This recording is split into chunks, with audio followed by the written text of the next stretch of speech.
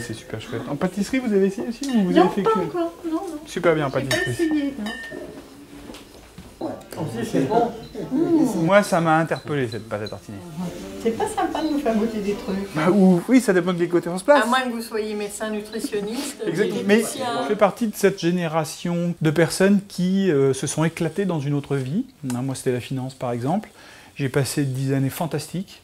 Au bout d'un moment, je me suis dit, bon, soit je continue et je reste comme ça et jusqu'à la fin de mes jours, je serai dans ce secteur, soit je sens qu'il va me manquer un truc à un moment donné. Finalement, assez rapidement, je me suis rendu compte que ce qui me manquait, c'était en fait d'être seul face à moi-même et c'est d'avoir autant, je dirais, de responsabilité que de pouvoir sur ce que je fais, de pouvoir décider, de pouvoir faire des choses pas raisonnables. On n'a plus le droit, ça, dans les grands groupes, de faire des choses pas raisonnables. Et moi, ça me manquait trop. À la 1.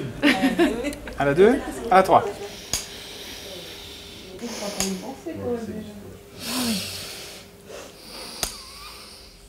Ah, ça, c'est un bon shoot. C'est comme le 10, mais...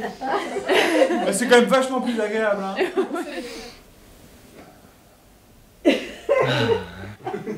La menthe arrive. La menthe est là presque tout de suite. Ah, ça y est, là, ça pique. Le piquant, le gingembre. Et après, t'as la noix de chocolat.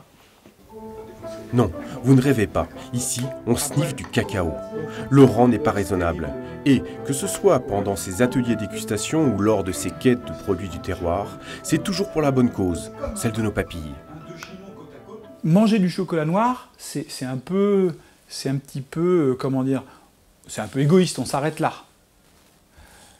Déguster un grand cru de cacao, ça veut dire qui l'a fabriqué ce chocolat, quelle fève il a pris, d'où elles viennent, quelle est la situation des producteurs sur place. Et là, ça y est, on commence à se cultiver. Voilà, on est parti. Partir, c'est aussi aller à la rencontre des producteurs et parfois inventer avec eux une nouvelle saveur. Toujours avec des produits régionaux. Je crois qu'il y en a 6 kilos. Ouais. Sainte-Maure AOP, ça veut dire petite paille obligatoire. Voilà. Donc j'en mets 300 grammes à chaque fois par pâton. D'accord. Puis j'ai rajouté du sel comme tu voulais. Oui, voilà, oui. Ça c'est important parce que tu vois la première fois, on avait peut-être le sel qui ressortait à peine assez. Et donc du coup c'était bien de pouvoir en rajouter un petit peu. Je trouve que ça booste le goût aussi. Hein. Et c'est le seul feuilleté au Sainte-Maure qui existe. Hein. Ouais, bah oui. Ah ça va bien péter ça.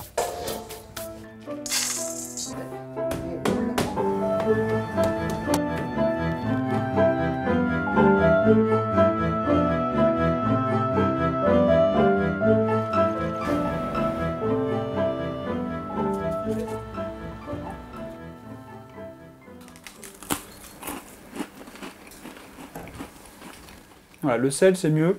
Et là encore on les mange froids, donc si tu les mets 3 minutes au four, C'est meilleur.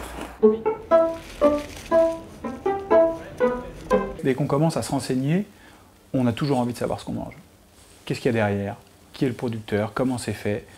Quelle valeur ça a vraiment ce que je mange? Et aujourd'hui, je mange quasiment jamais les yeux fermés. Si vous croisez Laurent et qu'il vous propose un carré de chocolat grand cru ou une perle gastronomique chinée dans la région, dégustez les yeux fermés.